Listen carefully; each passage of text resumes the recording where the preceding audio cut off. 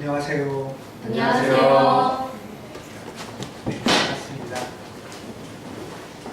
지난주는 추석 주간이라 고향에 다녀오시거나 친지들을 만나신 분들도 계시고요.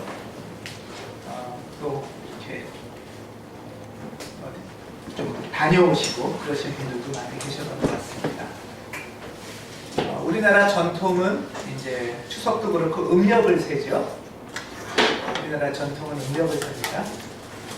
그거 다 아시는 거죠? 근데 전통적으로는 음력을 셌고 서양에서는 이제 양력을 셌죠. 그런 것처럼 음력, 양력 하듯이 교회에는 교회대로의 또 원래 달력이 있습니다. 그거를 교회력이라고 부릅니다. 음력, 양력 하듯이 교회력이 있습니다. 교회력에 의하면 9월부터 지난주가 무슨 절이었죠? 기억나세요? 네, 창조절. 네. 그래서 9월부터 창조절이 시작됩니다.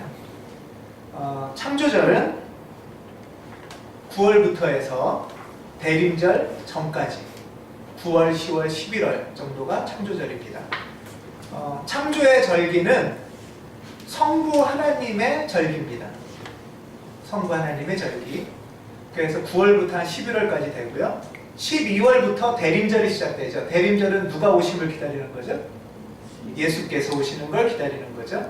그래서 대림절부터가 이제 성자의 절기가 됩니다. 성자의 절기. 그리고 성자 예수께서 부활 승천하신 다음에 오시는 분이 성령님이시죠. 그래서 성령 강림절서부터 해서 성령의 절기가 또 됩니다.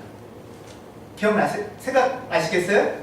네. 예, 그래서 성부의 절기, 1년을 세 단위로 나눠서요. 성부의 절기, 성자의 절기, 성령의 절기 이렇게 세 부분으로 나눠서 교회는 절기를 지킵니다. 이것을 이제 삼위일체 교회력이라고 합니다. 삼위일체력.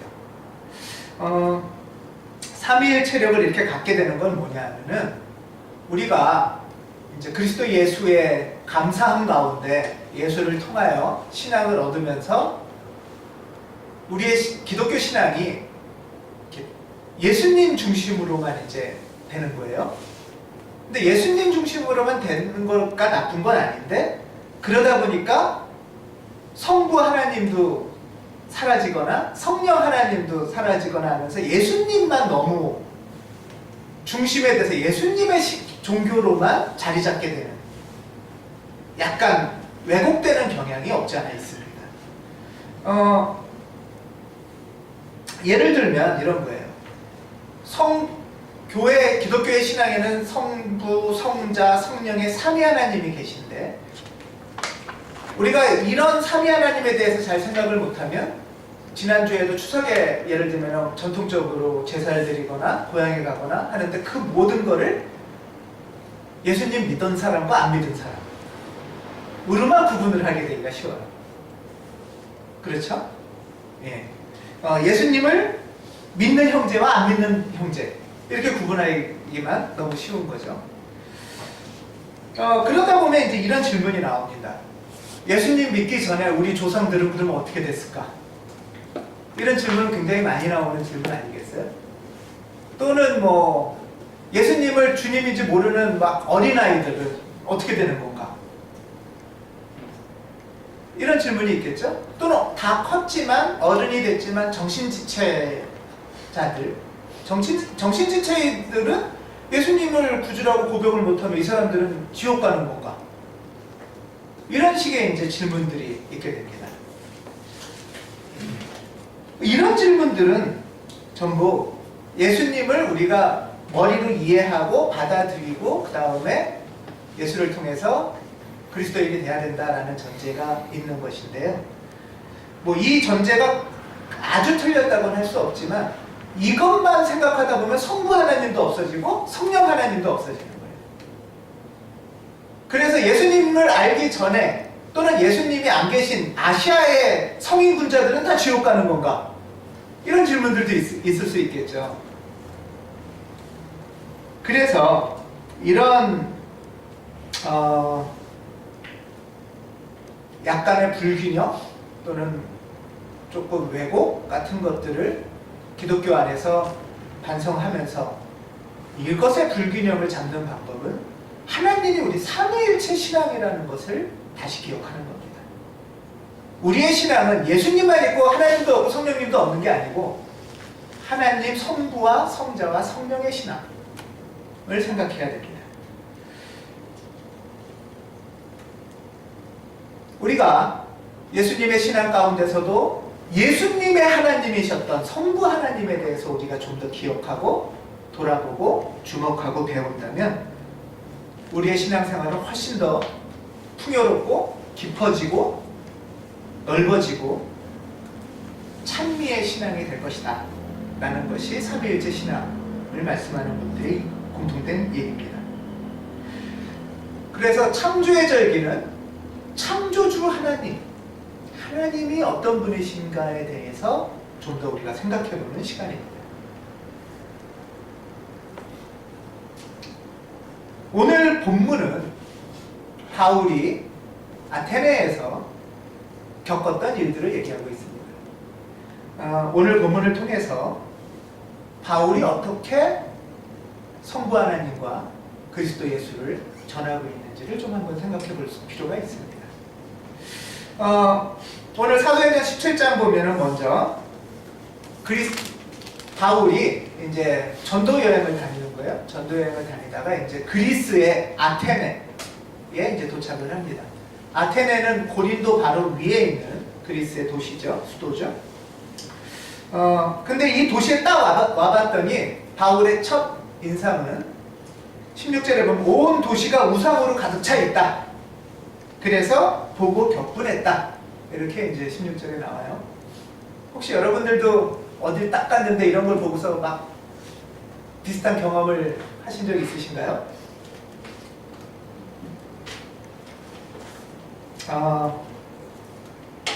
아테네는 이제 뭐 아시다시피 파르테논이라는 큰 신전도 있고 또 그 신전 옆에나 주변에 제우스 신상도 있고 많은 신들이 있겠죠? 또 그 제우스의 아내 헤라의 신상도 있습니다. 또 아테네라는 말이 전쟁과 지혜의 여신 아테나 신을 모시는 그런 또 도시입니다. 뭐 그 밖에도 굉장히 많은 신들의 조각상들이 있다고 합니다. 뭐 그리스는 조각으로 또 유명한 곳 아니겠습니까? 신들도 있고 건축물도 있고 건축물에도 여러 조각이 새겨져 있고 또 영웅들도 있고 이런 조각상이 이제 굉장히 많았어요. 이 모습이 이제 바울한테 보인 아테네의 모습입니다.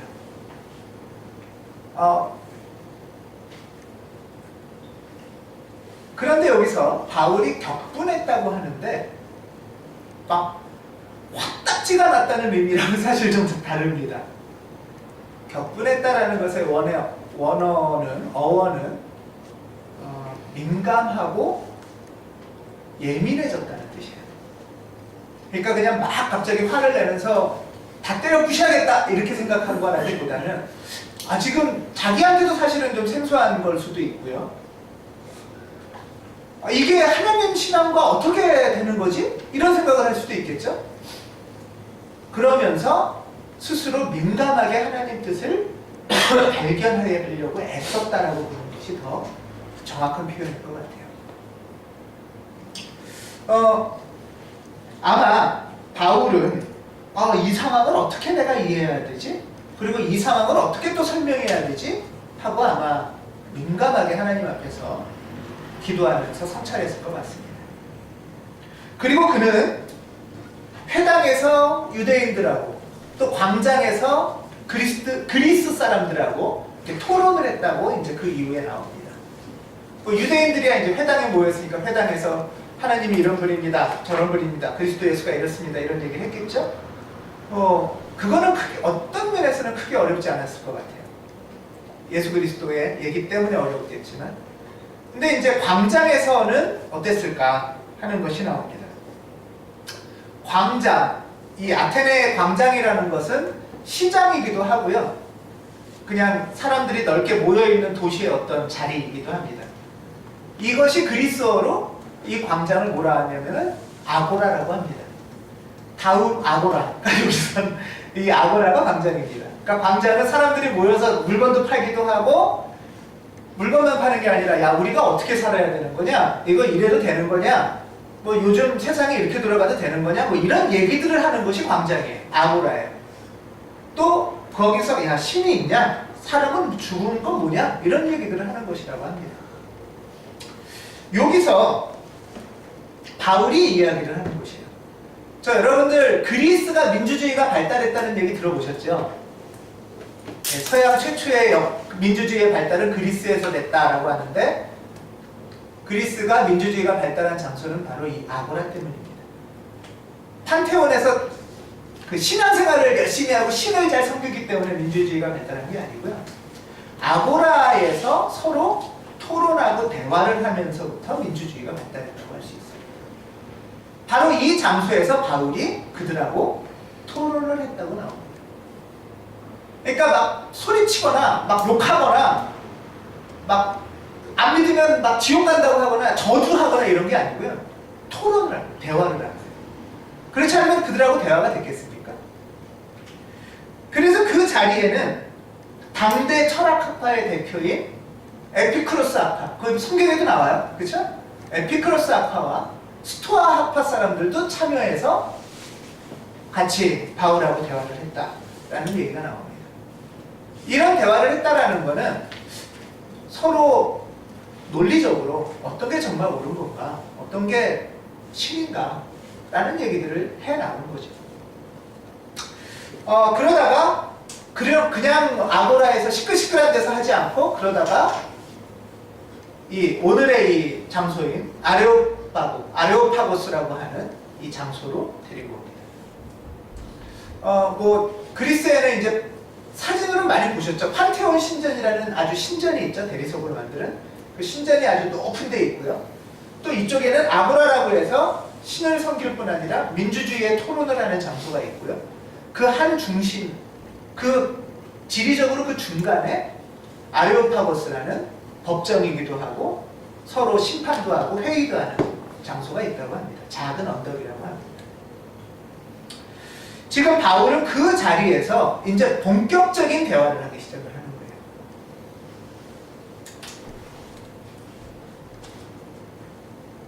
일단은 여기에 번역상의 어투는 좀 약간 안 그럴 것처럼 보이지만 제가 볼 때는 서로가 되게 진지하게 대화를 하는 자리였던 것 같아요.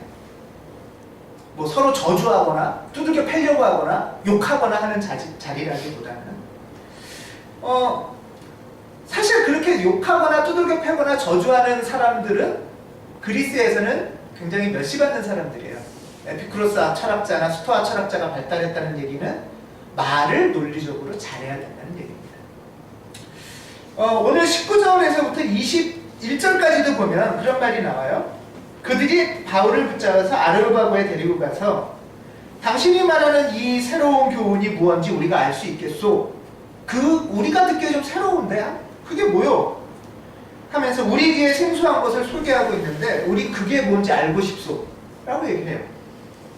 21절에 보면 번역상으로는 약간 비꼬는 투일지 모르는데 21절에 보면 아테네 사람과 거기에 있는 사람들은 새로운 것을 말하고 듣는 일로 세월을 보내는 사람들이다. 허송세월을 보내는 게 아니라 그것을 주력하는 사람들이다 라는 뜻입니다. 그러니까 이 사람들은 그 새로운 것에 대해서 배우려는 자세는 있는 사람들이에요. 사실 이 사람들과 지금부터 이제 바울이 이야기를 합니다. 이 이야기는 변증이라고 부릅니다. 기독교 신학에서는. 그러니까 편말을 들고 소리치거나 데모하거나 저주하는 게 아니고요. 어떤 생각을 하고 있는지 물어보고 나는 어떤 생각인지 얘기하고 어느 게 옳은지 서로 대화하는 것. 그것이 기독교의 아주 초기부터 있던 전통이에요. 이걸 변증이라고 해요. 변증가라는 사람들이 기독교에서 생겼고요. 이들이 기독교 신학자의 최초의 모습들입니다. 사실 우리도 그런 면에서 모두 변증가가 돼야 될 필요가 있겠죠. 내가 이해하거나 믿는 하나님은 이런 하나님인데 당신은 어떻게 생각하는지, 그럼 당신의 삶과 죽음의 목표는 뭔지, 이런 것들을 서로 묻기도 하고 듣기도 하는 그런 자세가 이런 모습에서 지금 나타나고 있습니다. 시골에 가거나 친척을 만나면 예수 안 믿으니까 저주를 받아야 된다거나 그 사람하고 한밥상에도 안 앉는다거나 아니면 아무 상관없이 그냥 그래 뭐 그런 거 다 필요 없어 하면서 그냥 얼기설기 얽혀서 먹는다던가 하고 그냥 흩어지면 그만이라든가 하는 태도하고는 조금 다른 것 같습니다. 바울은 먼저 이렇게 시작합니다. 아테네 시민 여러분, 내가 보기에 여러분은 모든 면에서 종교심이 참 많습니다. 사실 이거는 정확한 관찰의 결과일 수 있습니다. 이거는 단지 아테네 사람들을 비아냥거리는 표현은 아닌 것 같아요. 많은 신성이 있고 많은 조각도 있고 또 신전도 엄청나게 크게 만들고 영웅들도 있고 이런 모습들을 보면서 야, 이 사람들의 마음속에 어떤 종교를 향한 어떤 갈급함? 목마름? 그런 게 있구나 라고 이제 바울이 생각한 거죠. 바울이 그들의 마음속을 발견한 거죠. 종교심이라면 어떤 걸까요, 여러분? 뭔가 의지하려는 마음도 종교심이겠죠? 또는 내 눈앞에 보이는 이게 다가 아니라 뭔가 좀 더 눈앞에 안 보이는 어떤 것이 있는 건 아닐까 하는 것도 종교심이겠죠?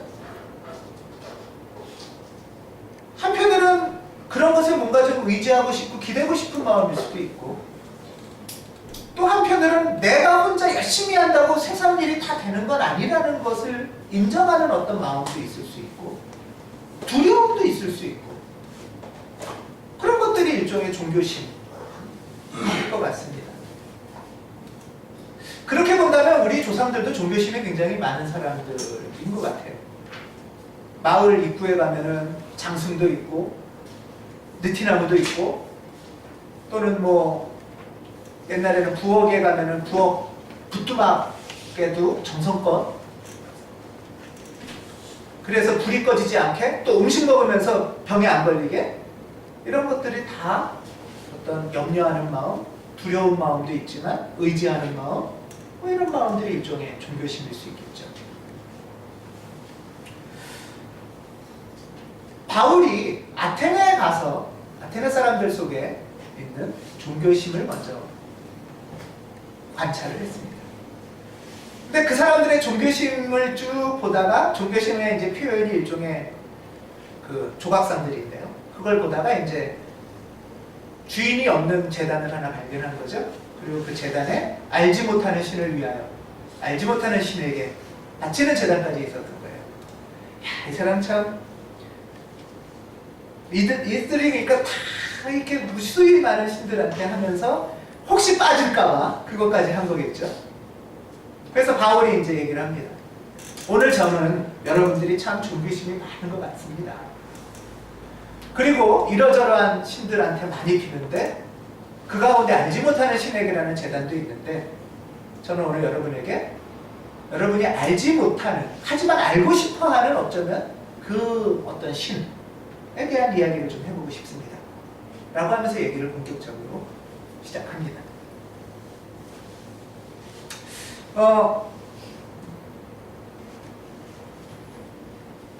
여러분이 알지 못하는 그 신, 내가 하나님이라고 모시는 그 신은 어떤 분인가 하는 것을 보여줍니다.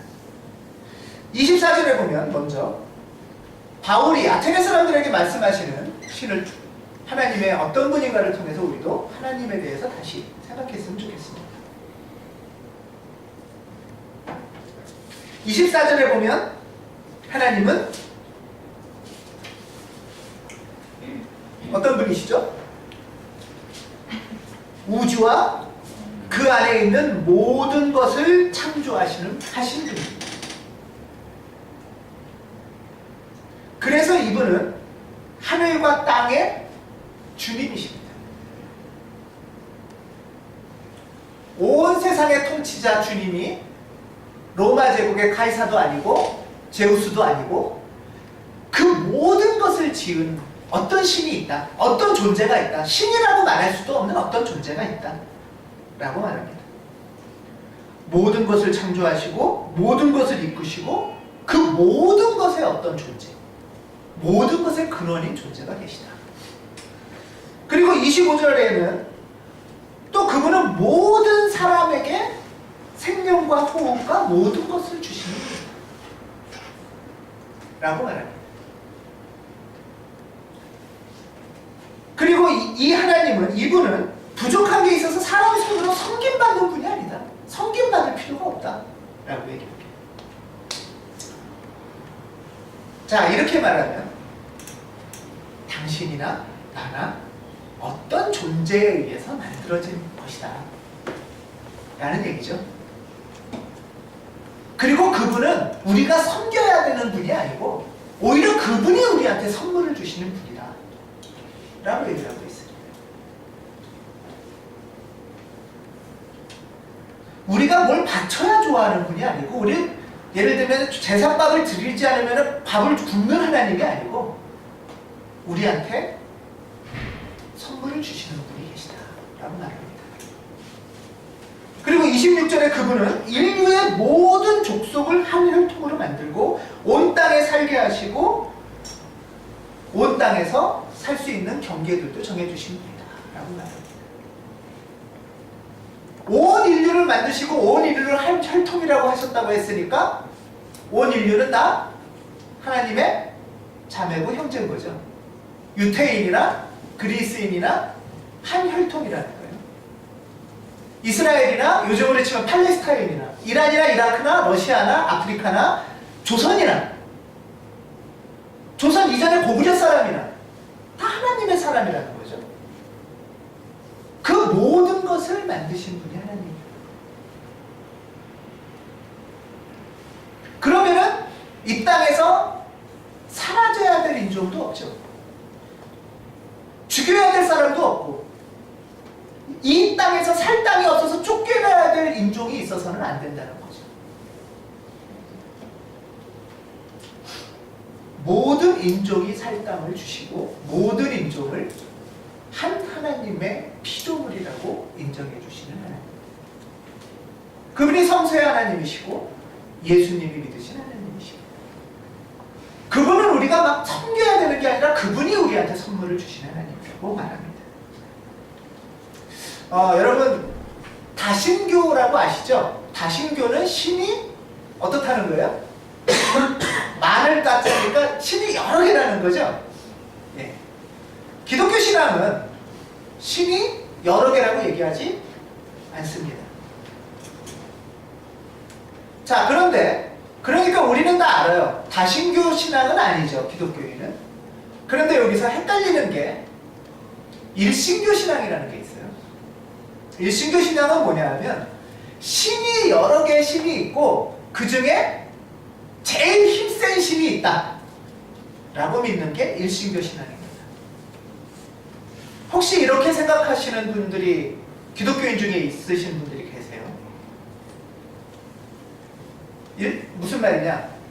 이 신도 있고 저 신도 있고 알라 신도 있고 뭐 힌두 신도 있고 뭐 다양한 신들이 있는데 그 신 중에 최고 신이 하나님이고 하나님이 걔네들을 다 두들겨 패서 걔네들은 벌벌 떨고 하나님의 신이 있으니까 우리는 제일 힘센 신을 믿는다 라고 생각하는 것도 그것이 일신교 신앙인데요. 구약에는 그런 생각들이 섞여 있지만 예수께서 우리에게 가르쳐 주신 신앙은 그런 신앙이 아닙니다. 유일신 신앙은 뭐냐 하면 이 세상의 모든 것의 창조의 근원은 한 분이세요. 소위 말하는 하나님, 신은 한 분밖에 안 계세요. 그래서 이 신을 믿는 민족과 저 신을 믿는 민족이 싸워서 이 신을 믿는 민족이 저 신을 이겨고 이 민족이 이 민족을 없애버리고 그런 식의 신앙은 아주 구약 초기에 하나님을 잘 모를 때의 신앙이지 예수 그리스도를 통하여 알려진 신은 그런 하나님이 아닙니다. 그것을 유일신 신앙이라고 합니다. 신들의 정쟁이 아닙니다. 하나님만이 하나님이신 거죠. 바울은 분명하게 그걸 알고 있었기 때문에 하나님이 막 걔네들하고 싸워서 이겨야 될 텐데 혹시 지면 어떡해? 큰일 났다 라는 염려가 하나도 없었어요. 그리스인이나 유대인이나 그 모든 문명까지도 다 하나님의 결과물이라는 걸 알고 있었어요. 그래서 바울은 이렇게 얘기합니다. 28절에 여러분의 시인 가운데 어떤 시인이 우리도 하나님의 자녀다라고 말했지 않습니까? 맞습니다 라고 얘기해요. 근데 이 시인이 누구냐 하면 주전 3세기 아우투스라는 그리스 시인이에요. 다르게 말하면 이런 거예요. 바울이 논어를 보면서 논어에 보면 이렇게 나오지 않습니까? 논어에 보면 맞아요. 이 사람도 맞는 얘기 하고 있는 거예요. 이 소리를 하고 있는 거예요. 우리는 그러면 사람들이 하나님 안에서 살고 움직이고 존재하고 있어요. 우리는 뭐죠? 유태인만이란 뜻인가요? 기독교인만이란 뜻인가요? 지금 아테네 사람하고 얘기하는 거죠. 우리 모든 인종, 모든 사람은 하나님 안에서 살고 하나님 안에서 움직이고 하나님 안에서 존재하고 있습니다. 당신이나 나나 적이 아니에요. 네 신하고 내 신하고 싸워서 어느 신이 힘센지 싸워야 되는 게 아니에요. 우리의 모든 존재의 근원이 계시고 존재가 계시고 당신과 나는 그 존재의 아름다운 피조물들이에요 라고 얘기하고 있어요. 이게 바울이 아테네 사람들한테 전하는 하나님, 성부 하나님입니다. 그럼 이 하나님이 어디에 계신가? 우리는 잘 몰랐는데 이 하나님이 어디에 계시지? 라고 얘기할 수 있잖아요. 24절에 보면 그 하나님은 그 신은 사람이 손으로 지은 건데 신전에 있지 않습니다. 아테네 사람들 당신들이 엄청나게 신전을 세워놨지만 사실 그 엄청난 우주의 신이 우주의 하나님이 그런 신전에 갇혀 있겠습니까? 이건 아테네 사람한테도 하는 말이지만 유태인한테도 하는 말이겠죠? 유태인들이 그 성전 속에 하나님이 계실 수 있겠습니까? 가톨릭에 치면은 베드로 성당 속에만 계신 거 아니고 교회 속에만 계신 거 아닙니다. 라는 얘기를 하고 있는 거예요. 하나님은 시편에 의하면 이 우주가 하나님의 신전이죠. 이 우주 전체에 하나님은 계신 거예요. 또 이 우주를 넘어서 계신 분이 하나님이신 거죠. 하지만 또 하나님은 저 멀리만 계신 분이 아니에요. 27절에 보면 그런데 하나님은 우리 각 사람에서 멀리 떨어져 계시지도 않습니다 라고 말해요. 우리가 늘 하는 신앙 고백 아니겠습니까? 그 온 우주를 신전으로 삼고 우주 너머에 계신 하나님이 사랑하는 사람들의 관계 가운데 계시잖아요. 우리의 관계가 신전인 거예요. 또 바울은 다른 곳에서는 뭐라고 얘기하죠? 우리의 몸 속에 깊은 거룩한 지성소가 하나님의 신전인 거죠. 하나님은 우리 각 사람에서 멀리 떨어져 계시지 않습니다 라고 말합니다. 그러면 이렇게 온 우주의 하나님이고 온 우주를 초월하는 하나님인데 또 왜 이렇게 우리 가까이 계실까? 27절에 그 답이 있습니다. 이렇게 하신 것은 그것만 같이 읽겠습니다. 이렇게 하신 것은 사람으로 하여금 하나님을 찾게 하시려는 것입니다. 예.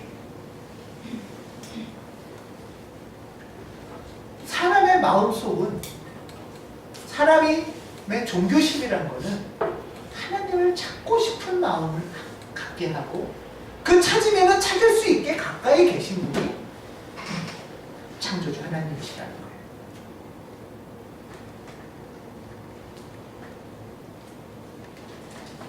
하나님은 우리 가까이 계신 분이에요. 그래서 우리가 하나님을 찾기를 바라시고 만나기를 바라시는 분이라고 합니다. 바울은 또 말합니다. 우리는 하나님을 더듬어 찾기만 하면 만날 수 있습니다. 하나님은 우리 가까이 계시기에 하나님을 더듬어 찾으면 만날 수 있다고 말합니다.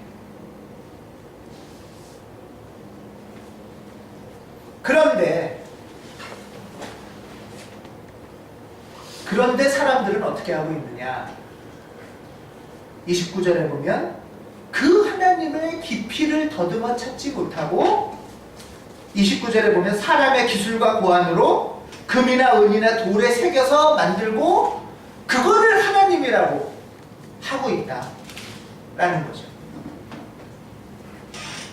이 모든 거룩하고 아름다운 창조주 하나님을 단지 생각하거나 고안하거나 어떤 게 새겨서 그리고 그걸 하나님이라고 생각한다라고 말합니다.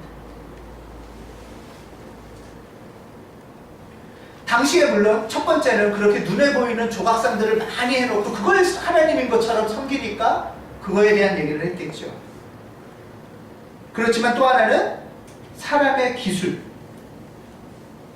오늘날은 집집마다 어떤 조각상 세워놓고 그걸 신이라고 섬기진 않죠. 오늘날은 어떻습니까? 사람들이 생각하는 기술, 과학기술, 토목 건축기술, 생명공학기술, 그것들이 하나님인 것처럼 대하고 있습니다.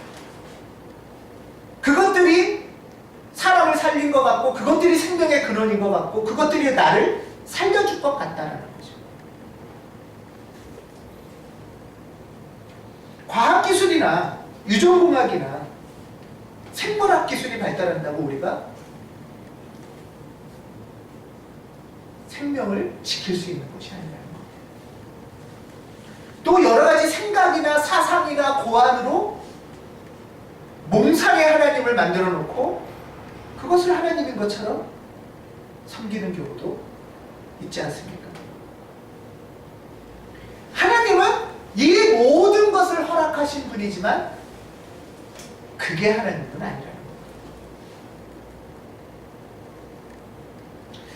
30절에 그러면서 이제 말합니다.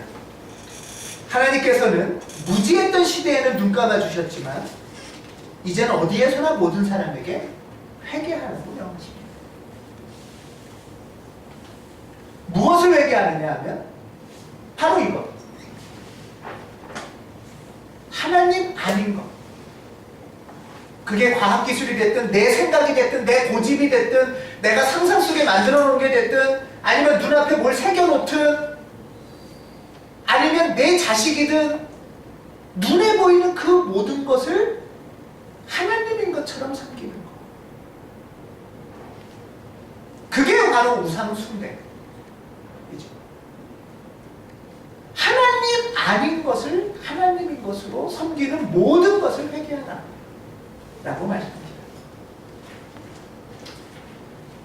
하나님만이 하나님이시고 하나님만이 절대적이십니다. 성전도 필요 없고 율법도 필요 없고 기술도 문화도 사실은 유한하지 않습니까? 그런 면에 있어서는 모든 지혜로운 글이나 책도 한계가 있는 것은 분명합니다. 불교도 한계가 있을 것이고 공자나 맹자도 한계가 있을 것이고 기독교나 교회도 한계가 있을 것입니다. 왜냐하면 교회가 하나님이 아니기에 그 모든 것을 허락하신 분이 하나님이지만 그게 하나님은 아닌 거예요.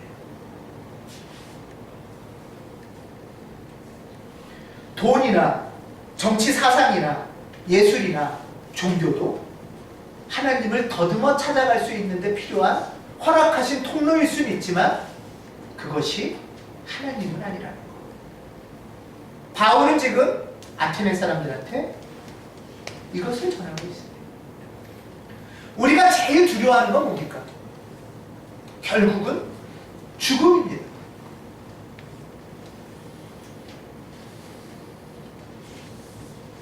또는 죽으면 다 끝장인데 뭐 아무 소용없어 라고 말하는 사람들도 있습니다. 죽음이 끝이라는 얘기를 그렇게 생각한다면 죽음이 최종심이라는 얘기예요. 그 사람한테 죽음이 모든 권세를 가졌다고 생각하는 거예요. 그렇지 않습니까? 그때 바울은 얘기합니다. 하나님은 그를 죽은 사람 가운데서 살리심으로 모든 사람에게 확신을 주셨습니다. 죽은 사람 가운데 어떤 근원자가, 존재자가 죽은 사람 가운데 사람을 살렸다는 것은 뭐예요? 죽음이라는 권세도 최종 하나님이 아니라는 거예요. 죽음이 끝이 아니고 죽음이 최종심이 아니고 죽음의 권세가 다가 아니라는 거예요. 그것보다 더 큰 존재가 있다는 거예요. 사람들이 생각하는 모든 것,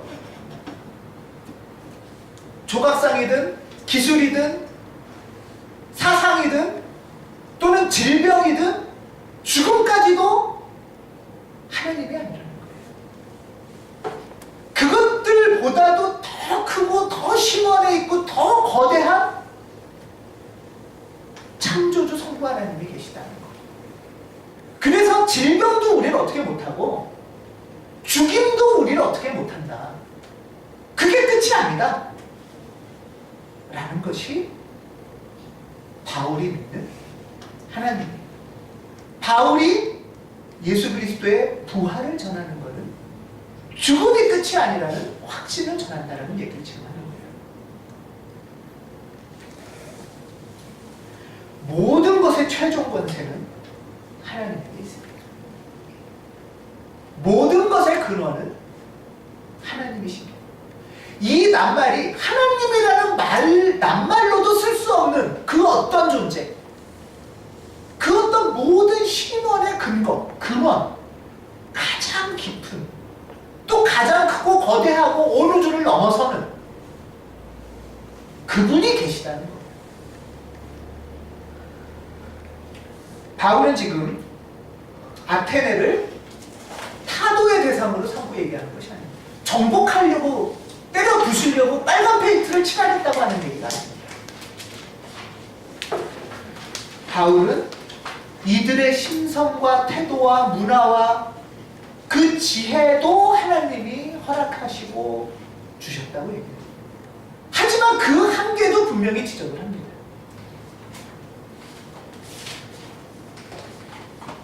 표면에 있는 것이 하나님이라고 착각하지 말자.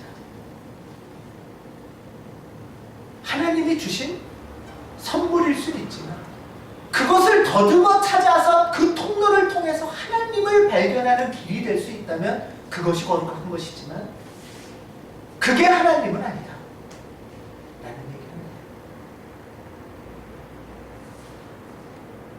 하나님은 모든 것의 하나님이십니다.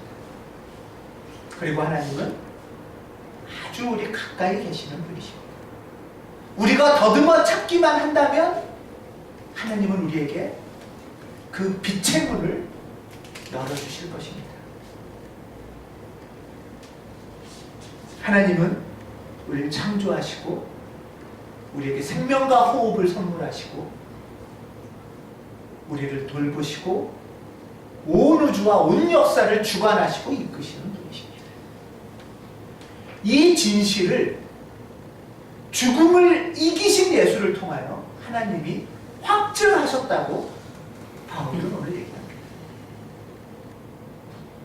우리가 아버지를 고백하는 하나님이 엄청난 분이라는 것을 다시 한번 발견하시기를 합니다. 그 성부 하나님, 사실 우리는 너무나 그 하나님을 만만하게 보지만 유태인들은 하나님이라는 낱말도 감히 부를 수가 없었어요. 그들은 성경책에 하나님의 이름을 동백으로 비워놓기도 합니다. 마태는 그래서 하나님이란 말을 감히 못해서 하늘의 하늘이라고 말합니다. 그 하나님을 거대하고도 아름다운 선물을. 근데 그 하나님이 나한테 다가와서 내 깊은 지성소의 거룩하신 가운데 거하신다는 것을 믿고 더듬어 찾고 발견하고 찬양하는 그런 우리 모두가 되기를 삼위 하나님의 이름으로 축원합니다.